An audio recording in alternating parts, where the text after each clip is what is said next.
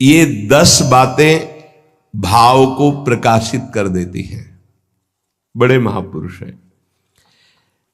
इन 10 बातों का यदि उपासक ध्यान करे और सावधानी पूर्वक जीवन में उतारे तो उसके अंदर भाव जागृत हो जाएगा। भाववश्य भगवान, भाव के अधीन भगवान है। भगवान को अगर भूख लगती है तो भाव की लगती है, ध्यान रखना, भोजन की नहीं लगती।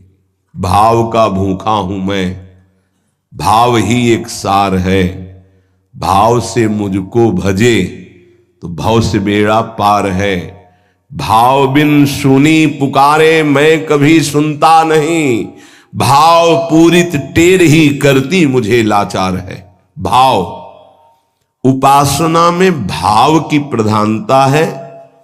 और ये 10 बातें, 10 सूत्र ऐसे जो निश्चित भाव को प्रकट कर देते हैं।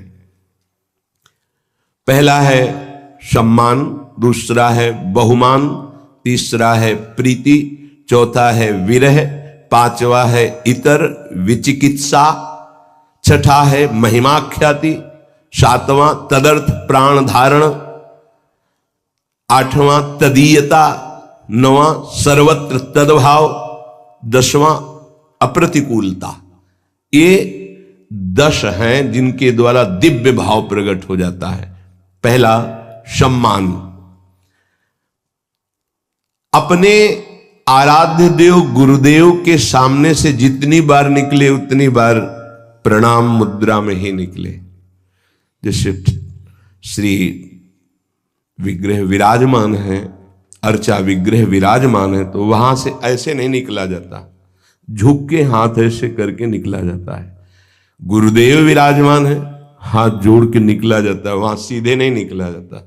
उनके सामने जय बार जाएंगे तय बार नमन मुद्रा, मनुष्य सेवा में ही है तो हर बार साष्टांग दंडवत पंचांग दंडवत थोड़ी करेंगे, पर प्रणाम मुद्रा में ही निकलना चाहिए ऐसे। इससे आपका भाव बनेगा। गुरुदेव और आराध्य देव के सामने से जितनी बार निकले उतनी बार प्रणाम मुद्रा होनी चाहिए। जब गुरुदेव पधारे, जितनी बार पधारे उतनी बार खड़े हो जाना चाहिए। इससे भाव का प्रादुर्भाव होता है। जो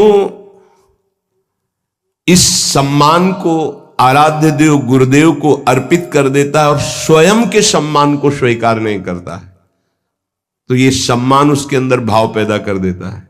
ये 10 बातों में पहला है। स्वयं सम्मान रहित होकर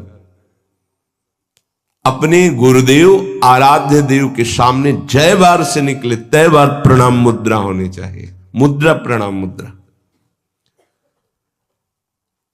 अपना सम्मान प्रिय नहीं लगना चाहिए। सम्मानम कल्याति घोर गरलम, अपने लिए ऐसा होना चाहिए और आराध्य देव गुरुदेव के लिए ऐसा होना चाहिए।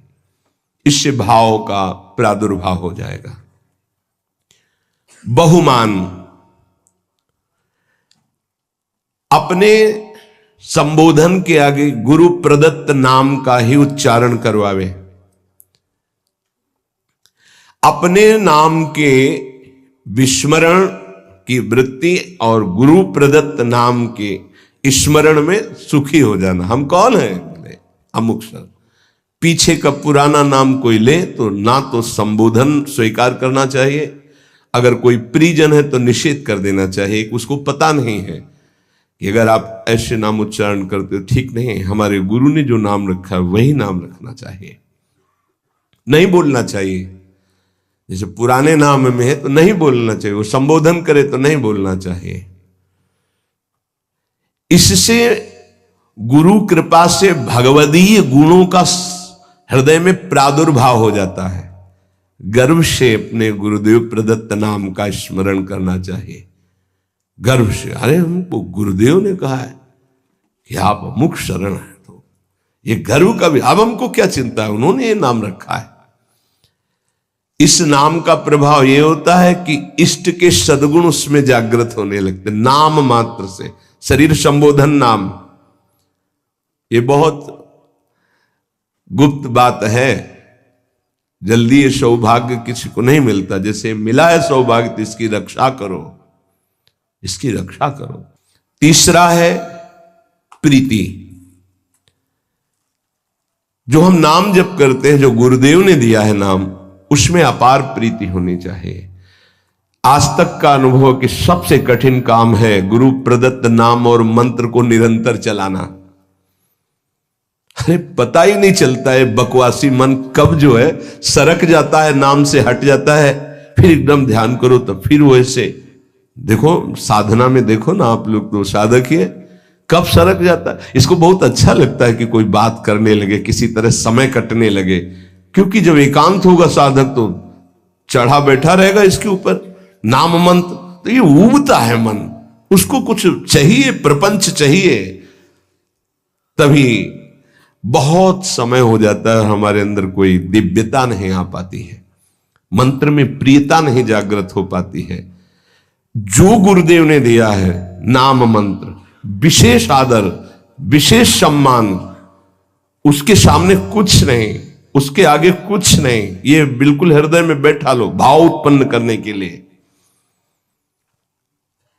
कोई आकर के आपको कह दे कि ये मंत्र जपो, बहुत जल्दी आपको लाभ मिलेगा, देखो आपको वो मंत्र मिला, अभी तक कुछ अनुभव में आया कि नहीं आया, तो पर धर्मो भयावहा नहीं।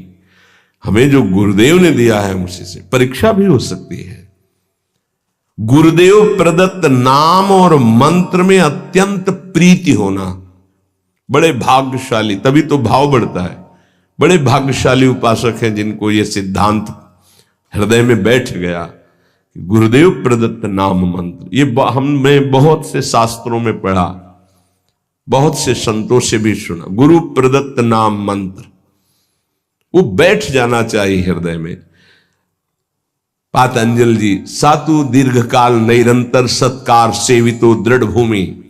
जो गुरु प्रदत्त नाम मंत्र है उसे दीर्घ काल तक निरंतर आदर पूर्वक, महिमा इस बात की है कि निरंतर आदर पूर्वक उसको जपा जाए तो दृढ़ भूमि, निष्ठा जागृत हो जाएगी। गुरु प्रदत्त नाम मंत्र ग्रंथ उपासना में आसक्ति हो जाना। अगर गुरुदेव ने वाणी जी दी है तो आजीवन उस वाणी का परिवर्तन नहीं होना चाहिए, बदलाव नहीं होना चाहिए कि अब तो ये 84 जी पुरानी हो गई, हम दूसरी। पूज्य सदगुरुदेव भगवान की जो 42 लीला वो काफी पुरानी हो गई थी, तो जिससे पुराने पन्ने हो जाए तो जल्दी में ऐसे करो तो हानि होने की संभावना होती, फट जाने की। कई जगह ऐसा तो निवेदन किया, महाराज जी एक नई राधा वल्लभ जी के कार्यालय में मिलती तो लाख, नहीं ये गुरु प्रदत्त है, ऐसे नहीं।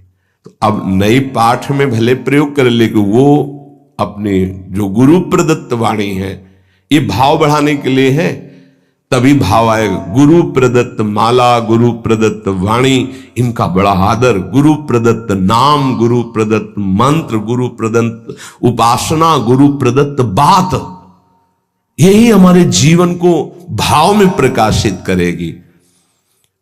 चौथा, विरह। आराध्य देव गुरुदेव की स्मृति से व्याकुलता पैदा होती है। सही मानो ये एक ऐसा शब्द है विरह जो हर समय सानिध्य का अनुभव कराता है। ये बड़ा रहस्यमय शब्द तो है विरह, पर हर समय संयोग सुख प्रदान करता रहता है। शब्द है संयोग, पर हर समय व्याकुलता रहती है। इसका रहस्य प्रेमी जन ही जानते हैं। ऐसी जी होत जो जी सो जी मिले, तन सो तन समाये ले, तो देखो कहा हो प्यारी। विरह हृदय से हृदय लगा हुआ तो नेत्र विरही हो रहे, देखो कहा हो प्यारी। और नेत्र देख रहे हैं तो तन में विरह संचार, प्रेम का बड़ा सूक्ष्म स्वरूप। गुरुदेव के समीप है, गुरुदेव की स्मृति में है, आराध्य देव की स्मृति में है, पर एक अंदर से व्याकुलता बनी रहती है। समीपता होने पर भी मनो कभी मिले ही नहीं, एक व्याकुलता, एक अतृप्ति। भरत जी महाराज कह रहे हैं आज तक प्रभु श्री राम को भरनेत्र नहीं देखा। ये हमारे प्रिया प्रीतम दोनों एक ही पुष्प गादी पर विराजमान हैं। दो आदिनांत विहार करें तो लाल प्रिया में भई न चिन्हारी। प्रेम का कैसा स्वरूप है ये, नित्य नवम। ऐसा लगता है कि कभी देखा ही नहीं, कभी मिले ही नहीं, नित्य नवम। विरह आराध्य देव गुरुदेव की स्मृति में चित्त गदगद होकर व्याकुलता पूर्वक उनके सानिध्य के अनुभव की मांग हृदय में। सानिध्य होते हुए भी सानिध्य, तन मन के बिछुरे नहीं पर चाह बढ़े, इससे भाव बढ़ता है। अपने आराध्य देव गुरुदेव का सानिध्य मिला हुआ है, पर फिर भी कहीं ऐसा न हो जाए, कहीं अधिक प्रीति मन भाव संदेहा। जब कोई आश्रय नहीं है, कोई साधन बल नहीं है, जो कुछ है सो गुरुदेव है, तो व्याकुलता पैदा होती, फिर वही विरह रूप धारण करता है। आराध्य देव के विरह में तो बड़े भाग्यशाली जन, कोई बिरले ही होते हैं जो डूबते हैं, लेकिन उससे भी भाग्यशाली जन होते हैं जो गुरुदेव के विरह में, जैसे श्री विठल विपुल देव जी महाराज, श्री सेवकजू महाराज, बड़े बड़े ऐसे महाप्रभु गुरुदेव के विरह। आराध्य देव गुरुदेव के चिंतन में हृदय गदगद है, मिलन की प्रबल आकांक्षा है और सामने वो मिले हुए हैं। इसीलिए कह रहे हैं विरह प्रतिपल संयोग का अनुभव कराता है। विरही जब पुकारता है तो सामने होता है जिसको पुकारता है, और संयोगी जब हृदय से लगा होता है तो अंदर से ही होता है, कहीं बिछुड़ न जाए। कभी कभी तो ऐसा अनुभव भी हो जाता है कि बिछुड़ गए। अंक स्थिति पिदयते किमपि प्रलापम हा मोहनेति मधुरम विदधत्य अकस्मात्। गोद में विराजमान होते भी हा मोहन हा, वो क्वास क्वास वृषभानु नंदिनी बिलपत विपिन। बड़ा सूक्ष्म विषय। हृदय करुणा से भरता रहे उनकी स्मृति में। ऐसी व्याकुलता प्रेम समाधि प्रदान करती है। आंख खुली हुई बैठा हुआ पर अंदर से खोया, अचानक कोई जी मनो वहां है ही नहीं। अपने आराध्य देव गुरुदेव के प्रति ऐसी विकलता, ऐसा गाढ़ चिंतन, बड़े भाग्यशाली हैं जिनको ये चिंतन प्राप्त हो जाता है। उठते बैठते, खाते पीते, चलते फिरते मधुर स्मृति आराध्य देव गुरुदेव की, इससे भाव प्रकट होता है। पांचवा, इतर विचिकित्सा। ये पांचवा बड़ा जोर का है। अपने इष्ट देव और गुरुदेव के सिवा कभी भी किसी से प्रभावित ना होना, ये इतर विचिकित्सा है। इससे भाव की बहुत पुष्टता होती है। ऐसा ही हृदय हो जाता है। अपने आराध्य देव जो गुरुदेव ने दिए हैं और गुरुदेव, इसके सिवा कहीं प्रभावित ना हो जाना, ये उपासक के हृदय की बार बार हमारे सामने माया फेंकेगी। किसी से प्रभावित ना होने का मतलब आपकी सीधे व्यक्ति पर जा रही होगी दृष्टि, नहीं, केवल व्यक्ति नहीं, किसी वस्तु से, किसी पद से, किसी से भी प्रभावित ना होना, किसी से भी प्रभावित ना हो।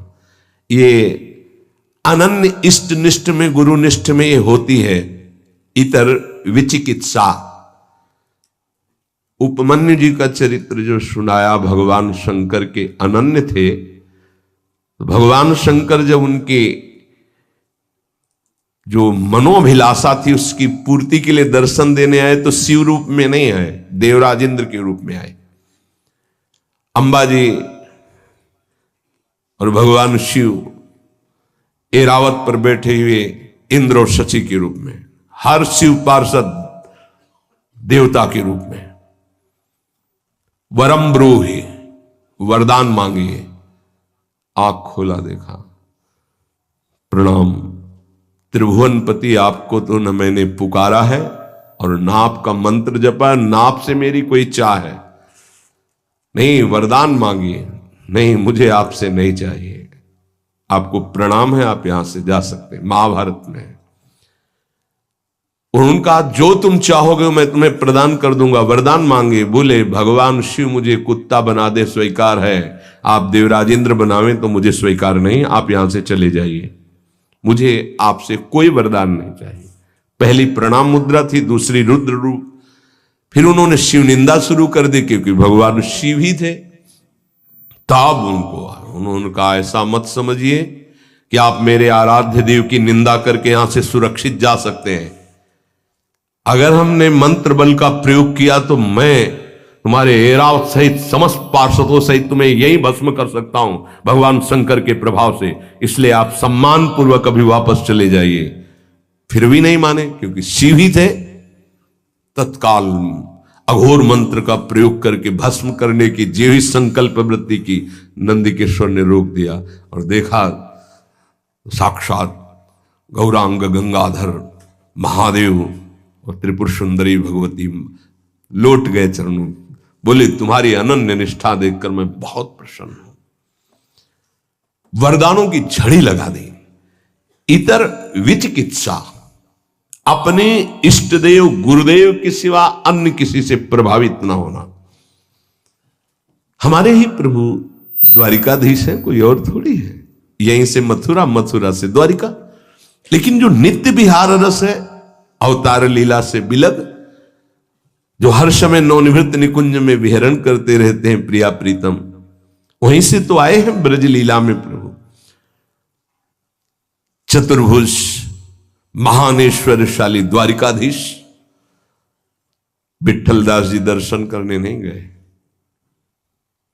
हरिवंश महाप्रभु के शिष्य प्रियालाल की अनन्य उपासना सूबेदार पद पर थे। कई बार सुनाया है, नहीं गए नहीं गए कहने पर भी हमें आवश्यकता नहीं। हमारे प्रिया, हमारी नेत्र की जो भूख है वो मनोमृणाल भूषण भूषित भुज श्याम अंश पर डारी। मैं इस शोभा का पान करता हूं। मेरे ही प्रभु है माना, मुझे कोई इसमें नहीं, पर मेरे अंदर भूख ही नहीं, मैं क्या देखूं। इतर विचिकित्सा, अपने इष्ट और गुरुदेव की सिवा नहीं। जब उनके वस्त्र को झटका, कहां है जैसे तो श्री हरिवंश श्री हरिवंश श्री हरि, रोम रोम से गंगा यमुना वाई के ऊपर विपत्ति श्री हरिवंश श्री हरिवंश। वही नाम, वही रूप, वही लीला, इष्ट अनन्य, अपने इष्ट में अन्य कोई नहीं। इतर विचिकित्सा ये भाव को बहुत पुष्ट कर देती है, पर कोई बिरला इस पर टिक पाता है। इसीलिए तो भाव दे और भाव प्राप्त होना कठिन है। भगवान स्वयं कहते कि मैं भाव पूरी टेर ही करती मुझे लाचार है। ये भाव बाजार में नहीं मिलता है, ये भाव ही प्रकट होने की बात बताई जा रही। छठवां, महिमा ख्याति, अपने गुरुदेव इष्ट देव की ही बात मुख से निकलना। अगर हमारी वाणी से निकलेगा तो अपने गुरुदेव की बात निकलेगी, अपने इष्ट देव की बात निकलेगी। भाव, बड़े से बड़े किसी की महिमा सुनेंगे, प्रणाम करेंगे, लेकिन हृदय में नहीं आएगी। हृदय में अपने इष्ट देव गुरुदेव की महिमा का ही प्रभाव रहेगा। वाणी से हम महिमा गायन करेंगे तो अपने इष्ट देव और गुरुदेव की महिमा ख्याति, इष्ट देव गुरुदेव की महिमा के सिवा अन्य ना हमारी श्रवणेन्द्रिय। देखो आचार्य चरण, रसना कटो जो अन रटो, निरखि अन फुटो नयन, श्रवण फुटो जो अन सुनो श्री राधा जस बैन। ये हमारे हृदय की निष्ठा हो जानी चाहिए। अगर हृदय में कुछ भाव की गुदगुदी होगी तो इष्ट और गुरुदेव के वचन सुनकर, उनकी महिमा सुनकर, उनके संबंध से, अन्यथा नहीं। ये आना ही चाहिए उपासक के हृदय में। हृदय में ये महिमा ख्याति बैठ जानी चाहिए तो भाव प्रबल होता है। सातवां, तदर्थ प्राण धारण, अपने इष्ट देव गुरुदेव के लिए ही प्राण धारण करना। श्री भगवान ने भी कहा मदगत प्राणा, यहां तदर्थ प्राण धारण, मेरे प्राणों का अब कोई महत्व नहीं रहा। मेरे प्राणनाथ के चरणों में प्राण समर्पित हो गए। अब वो अभी चाहे ले ले, वो 10 वर्ष बाद चाहे ले ले, वो जैसे, हमारे प्राणों का हमारे लिए कोई अस्तित्व नहीं। कान भय प्राण में, प्राण भय कान में, ही हमें न जान परे। कान है कि प्राण है, ये उसी के होता है जो तदर्थ प्राण धारण। ये प्राणों का हमारा अस्तित्व नहीं रहा, हमारे स्वामी का अस्तित्व प्राणों पर है। मेरे प्राणनाथ श्री श्यामा, फिर आपको क्या परेशानी? तदर्थ प्राण धारण है। अब चाहे हमारे प्राण रहे या जाए, हमें क्या चिंता? अगर इनकी चिंता है तो इसका मतलब प्राण समर्पित नहीं है, मदगत प्राणा नहीं हुआ। अपने गुरुदेव इष्ट देव के लिए प्राण धारण करना। इसीलिए ये जो बड़े बड़े महापुरुषों के चरित्र सुनते हैं ना, तो इष्ट देव को प्राण समर्पित है, उन्होंने स्वीकार कर लिया। अब क्या उनको प्रश्न नहीं है कोई, उनको कोई पीड़ा नहीं है, पीड़ा होते हुए भी पीड़ा नहीं है। प्राण छूटने का भय उसको होता है जिसके प्राण होते हो, तो उनके प्राण प्राणनाथ के पास पहले ही समर्पित हो चुके हैं, उनको क्या भय? अपने इष्ट देव गुरुदेव के लिए प्रत्येक क्रिया अनन्य भाव से होना ही प्राण धारण करना है, तदर्थ प्राण धारण करना है। हमारे शरीर से, हमारे प्राणों से अब जो चेष्टा होगी वो आराध्य देव और गुरुदेव की आज्ञा के अनुसार उन्हीं के लिए होगी, तदर्थ उन्हीं के लिए होगी। तब प्राणों का समर्पण हो जाता है। हमारे प्राणनाथ श्री श्यामा है, उन्हीं के लिए, वही हमारे गुरुदेव है, गुरुदेव ही श्यामा जी है। उन्हीं की आज्ञा में, उन्हीं के लिए मेरा जीवन समर्पित है। उनकी आज्ञा में प्राण रहे चाहे चले जाए, इसकी परवाह नहीं। तदर्थ प्राण धारण, इससे भाव पुष्ट होता है। 8वां तदीयता, अपना संबंध केवल इष्ट देव गुरुदेव से, हमारा और कोई नहीं है। तदर्थ प्राण धारण। अब तदीयता, सर्वस्व हमारे इष्ट देव गुरुदेव है, सर्वस्व, उनके सिवा हमारा कोई नहीं है। ये सिद्धि है, ये साधना नहीं, ये जिसके हृदय में आ गई उसकी सिद्धि है। ना कोई मेरा, तुमेव माता च पिता तुमेव, तुमेव बंधुश्च सखा तुमेव, तुमेव विद्या द्रविणं तुमेव, तुमेव सर्वम मम देव देव। ये है तदीयता। आप ही मेरे माँ हो, आप ही मेरे पिता हो, आप ही मेरे इष्ट, आप ही मेरे सब कुछ हो। धन हो, संपत्ति हो, विद्या हो, संबंधी हो, रिश्ते जितने हो सब आप ही हो। तदीयता, अपने इष्ट गुरुदेव के अलावा और कहीं किसी से प्रियता न रह जाना, इसका परिचय। अगर आपसे कह दिया कि आपको किसी से संबंधी से बात नहीं करना है, वो आपने छुप के बात की, फिर कभी पूछा आपने बात की नहीं, तो आपकी प्रधानता उस संबंधी की हो गई, गुरु संबंध इष्ट की नहीं। हाँ जी, तो आपने गलती क्योंकि मना किया था, भूल से हो गई, आगे से कभी दोबारा शिकायत नहीं मिलेगी। तो तदर्थ प्राण धारण जो वृत्ति थी वो तदीयता में बदल गई। जहां तदीयता आई, भाव की लहर उठने लगती, केवल मेरे इष्ट देव गुरुदेव। देख लो, अनन्य रसिकों के चरित्रों को पढ़ करके देख लो आप। आश्चर्य, छोटी सी वाणी है, रसिक अनन्य माल। देखो, रसिक अनन्यों के चरित्र पढ़ के देखो, होश उड़ जाएंगे कि ये किस धरा के हैं, कैसे कैसे उनके साथ व्यवहार हो रहे हैं और कैसे कैसे उनके भाव है। आश्चर्यचकित व्यवहार में तो कहीं कोई समझ ही नहीं सकता कि ऐसा कैसे हो सकता है।